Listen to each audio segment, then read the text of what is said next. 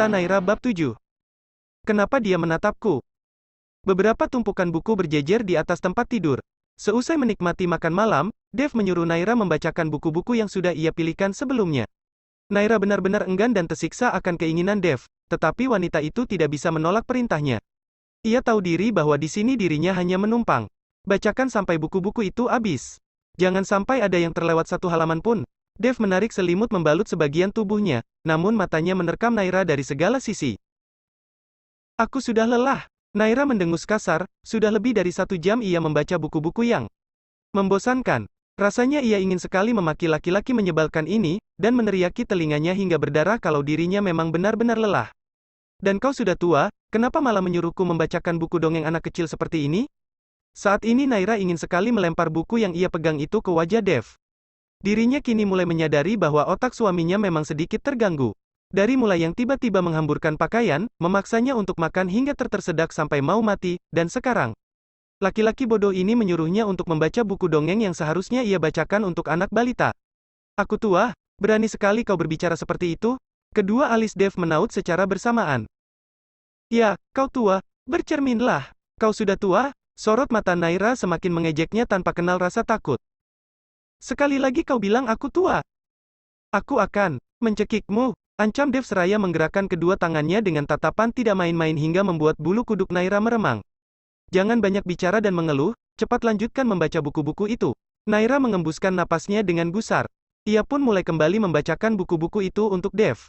Bukankah, laki-laki yang mentalnya terganggu akan nekat melakukan hal apa saja jika kemauannya tidak dipenuhi? Bahkan, bisa saja sewaktu-waktu Dev membunuhnya jika dirinya membantah. Naira pun hanya bisa pasrah menjalankan perintah yang Dev berikan. Meskipun dalam hatinya, ia tak henti mengutuki laki-laki itu. Ini belum seberapa, batin Dev seraya menarik salah satu sudut bibirnya yang nyaris tak terlihat. Ia merasa senang menyiksa Naira seperti ini. Ya, mungkin akan banyak kejutan lagi yang membuat wanita itu menyesal telah menikah dengannya. Jam dinding menunjukkan pukul 22.39. Naira yang kelelahan tertidur sembarangan bersamaan dengan tumpukan-tumpukan buku. Saat dirasa Dev tadi sudah tertidur, wanita itu memberanikan diri untuk beristirahat. Selang tak lama Naira tertidur, Dev membuka kedua matanya. Laki-laki itu ternyata hanya berpura-pura tertidur saja. Ia merasa kesal saat melihat Naira tidur karena ia belum benar-benar puas membuat wanita itu kewalahan menghadapi dirinya. Dev menarik tubuhnya untuk beranjak duduk, tangannya nyaris mengguncang tubuh wanita itu untuk membangunkannya. Namun, ia urungkan tatkala kedua matanya saat menatap wajah Naira yang begitu polos seakan melumpuhkannya. Dev tiba-tiba tidak tega untuk membentak atau membangunkan wanita itu. Kedua matanya masih tak berpindah. Beberapa sulur anak rambut yang membingkai wajah Naira kini ia selipkan di belakang telinga, hingga kedua manik mata berwarna hitam kecoklatan itu bisa lebih leluasa menatap wajah wanita yang ada di hadapannya. Dev mengangkat tubuh Naira, dan membenarkan posisi tidur wanita itu sebelum akhirnya, ia memilih pergi meninggalkan kamar tersebut. Pagi setelahnya, Naira yang bangun terlambat, segera bersiap-siap dan turun dari kamarnya untuk pergi ke ruang makan. Langkahnya yang tergesa-gesa seketika terhenti saat semua mata tengah menyorot ke arahnya. Maafkan aku. Aku bangun terlambat. Wajah Naira mendadak memucat saat melihat Dev dan juga seorang laki-laki parubaya seumuran ayahnya berada di sana. Kedua laki-laki itu menatapnya seperti seorang pencuri yang tertangkap basah. Naira mengenal betul laki-laki parubaya itu. Paman Chandra. Ya, beliau dulu sering sekali membelikan boneka untuk Naira sewaktu masih kecil. Tapi, sejak Naira SMP, ia sudah tidak pernah lagi melihat Paman Chandra karena beliau waktu itu menetap di luar negeri yang Naira sendiri tidak tahu pastinya di mana. Pertemuannya kembali dengan Paman Chandra hanya waktu pernikahannya kemarin bersama Dev. Yang ia temui saat pernikahan hanyalah Paman Chandra, sedangkan Naira sendiri tidak tahu kemana Dev seusai pernikahannya selesai. Kini Naira bisa membedakan ayah dan anak itu. Tubuh Paman Chandra yang kurus namun tinggi, hanya ada sedikit kemiripan dengan Dev. Suaminya itu mungkin lebih dominan dengan mendiang ibunya yang setahu Naira ialah seorang wanita berkebangsaan Inggris. Itu yang mungkin menambah nilai ketampanan Dev. Dengan perawakan bongsor seperti seorang Viking, bahkan lebih tinggi dibanding Paman Chandra. Naira, suara Paman Chandra yang menyapa seketika memecah suasana yang hening sesaat. Paman Chandra, seulas senyuman kaku Naira selipkan di kedua sudut bibirnya. Kenapa masih memanggil Paman? Paman sekarang sudah menjadi mertuamu, jadi sekarang panggil Paman dengan sebutan Papa seperti Dev yang memanggil Paman dengan demikian. Chandra beranjak berdiri meninggalkan tempat duduknya, dan laki-laki itu mengajak Naira untuk duduk dan sarapan bersama. Sementara Dev, laki-laki itu tampak acuh terhadap wanita yang baru beberapa hari ia nikahi itu. Ia lebih memilih untuk melanjutkan kembali menikmati makanannya yang semula tertunda daripada berbasa-basi dengan seorang anak kecil yang ia rasa sangat membosankan untuk dipandang atau diajak berbicara. Lily, bantu Naira mengambilkan makanan. Perintah Chandra membuat Lily bergerak cepat untuk mengambilkan Naira makanan dan menuangkan susu coklat hangat di gelas kosongnya. Paman, Naira bisa sendiri. Naira benar-benar tidak enak hati. Papa, Chandra mengoreksi. Anak papa harus diperlakukan dengan sangat baik, katanya dengan memuji. Terlihat di kedua manik mata Chandra bahwa ia sangat menyayangi Naira.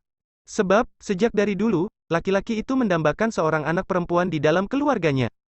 Sayangnya keinginannya itu tidak pernah tercapai. Rasanya ia senang Dev menikah dengan Naira, wanita pilihannya. Terlebih lagi, Naira bukanlah wanita sembarangan. Ia adalah anak dari sahabatnya, tentu Chandra akan memperlakukan Naira sebaik mungkin, sebagaimana ia akan memperlakukannya seperti putri kandungnya sendiri. Ayo, Naira, cepat makanlah, tutur Chandra yang kini mulai melanjutkan kembali untuk menyantap makanannya. Begitupun Naira yang memulai menikmati sarapan dengan keluarga barunya.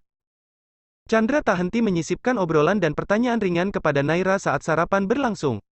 Tidak dengan Dev yang hanya diam saja dan sibuk menikmati makanannya hingga membuat Naira terheran-heran. Dia bisa makan sendiri, gumam Naira dalam hati. Ia mengunyah makanan sembari memperhatikan Dev yang sibuk menikmati makanannya dari seberang meja. Wanita itu mengalihkan pandangan saat Dev tiba-tiba memergokinya. Kenapa anak itu dari tadi melihatiku? Batin Dev dengan menghunuskan tatapan tajam kepada Naira, hingga membuat wanita itu semakin menyembunyikan wajahnya karena takut. Bersambung. Bab 8. Dev tak berkutik. Papa, aku berangkat dulu. Dev mengakhiri sarapannya dan beranjak berdiri meninggalkan kursi. Menarik beberapa lembar tisu untuk membersihkan bibir yang terdapat remahan roti di sekitarnya. Memangnya dia bisa bekerja dengan otaknya yang sedikit terganggu? Pikir Naira yang diam-diam memperhatikannya. Hei, enak sekali kau berangkat begitu saja. Suara Chandra menghentikan Dev yang nyaris melangkahkan kakinya pergi dari sana. Ada apa, Pak? Antar istrimu berangkat kuliah dulu. Dev terlambat, katanya dengan santai sesaat setelah mengangkat singkat jam yang melingkar di pergelangan tangannya. Dia bisa naik taksi, atau jalan kaki, atau... Dev, bentak Chandra. Paman. Maaf, maksudku, Papa. Biar Naira jalan kaki saja. Kemarin Naira juga jalan kaki dari rumah ke kampus. Naira tidak keberatan, biar Dev berangkat. Sahutnya, sialan, dia memberitahu Papa, umpat Dev. Kau kemarin jalan kaki? Chandra menjatuhkan rahangnya karena terkejut akan pernyataan Naira. Dia sendiri yang meminta berjalan kaki, bantah Dev. Lagi pula dia tidak keberatan, biar saja dia berjalan kaki, Pak. Dev kembali menghunuskan tatapan tajam kepada Naira. Sorot matanya memerintah supaya membenarkan perkataannya. Iya, Pak. Papa dengar sendiri, kan? Dev, tidak seharusnya kau membiarkan istrimu berjalan kaki. Kampus Naira sangat jauh dari rumah. Bentak Chandra. Dia yang menginginkannya sendiri, bukan aku, bantah Dev. Dia benar-benar keterlaluan. Jelas-jelas dia yang menyuruhku berjalan kaki. Naira dan Dev saling bertukar pandang dengan tatapan yang seolah sedang berseteru. Antar istrimu, jangan sekali-sekali kau membiarkan dia berjalan kaki. Perintah Chandra dengan tegas. Dev mendengus. Pemaksa, gerutunya. Naira, cepat berangkatlah bersama Dev, perintah Chandra. Tapi, Pak. Sudah cepat berangkatlah bersama suamimu, nak. Berpura-pura polos, umpat Dev yang masih menerkam Naira dengan tatapan tajamnya. Tatapannya kini kembali menemui Naira, dan semakin dipertajam hingga membuat wanita itu menjadi takut. Naira hanya bisa menyembunyikan ketakutannya sambil menggigit bibirnya kuat-kuat. Apa yang kau tunggu? Ayo, bentak Dev. Dev, bisakah kau berbicara pelan sedikit kepada istrimu? Timpal Chandra. Dev hanya ingin mendidik istri Dev supaya tidak manja. Jawabnya dengan penuh penekanan.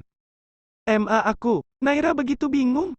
Apa dirinya harus menerima ajakan Dev yang terpaksa mengantarkannya hanya karena perintah Papa Chandra? Wanita itu sungguh bingung. Bagaimana kalau Dev melemparnya di tengah jalan? Naira, tidak usah takut. Dev bukan seperti yang kau bayangkan selama ini, tutur Chandra.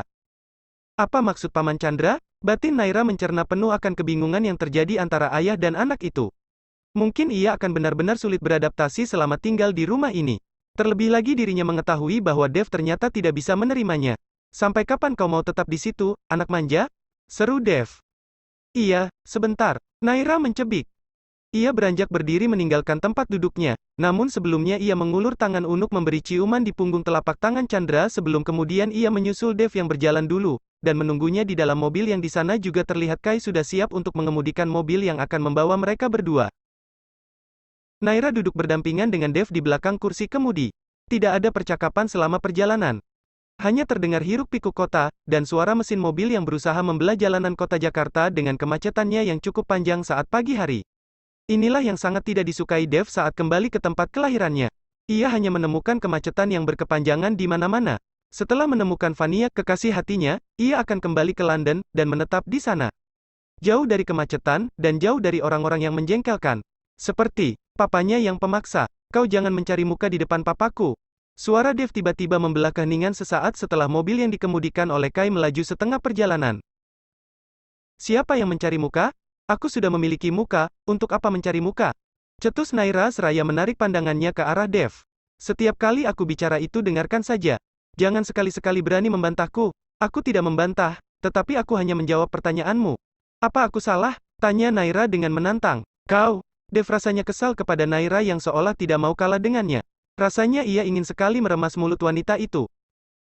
Kalau sampai kau berani mengadu kepada papa lagi apa yang kulakukan kepadamu, aku akan menghabisimu.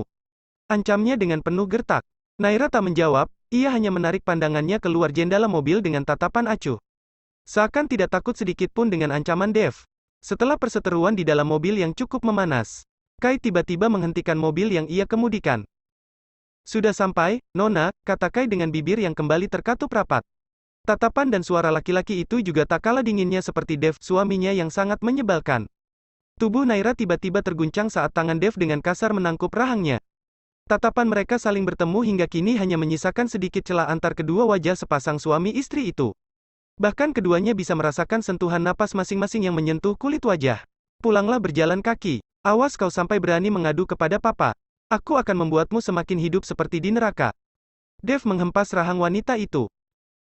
Cih, aku juga sebenarnya tidak mau diantar olehmu. Ini semua hanya karena Paman Chandra. Aku lebih baik jalan kaki daripada harus satu mobil dengan pria seperti dirimu. Naira memberanikan diri menatap Dev dengan tatapan yang tak kalah tajam pula. Sorot mata Dev tak terbantah. Baru kali ini ia melihat wanita yang berani berbicara kurang ajar kepadanya. Apalagi anak kecil seperti Naira. Naira tiba-tiba mengulurkan tangan kepada Dev hingga membuat tatapan laki-laki itu mengabur. Dev menggerakkan kedua ekor matanya menatap telapak tangan Naira dengan penuh kritik. Apa? Kau meminta uang? Dev berkelakar. Jangan berharap aku akan memberikan uang sepeser pun kepadamu. Aku tahu niatmu dan ayahmu hanya ingin mengambil keuntungan dari pernikahan ini. Jadi, jangan pernah bermimpi untuk mendapatkan uang atau harta dari keluargaku. Kau pikir aku dan ayahku serendah itu? Naira menatap sengit Dev. Memangnya siapa yang meminta uang kepadamu? Aku tidak akan pernah meminta uang sepeser pun kepadamu. Seru Naira dengan suara yang tegas. Ia tiba-tiba menarik tangan Dev, dan mencium punggung telapak tangannya. Emosi Dev seketika menyurut. Ia terperangah saat Naira mencium punggung telapak tangannya. Ia mengira bahwa gadis itu akan meminta uang kepadanya. Ternyata pikirannya salah. Aku berangkat. Naira turun dari mobil.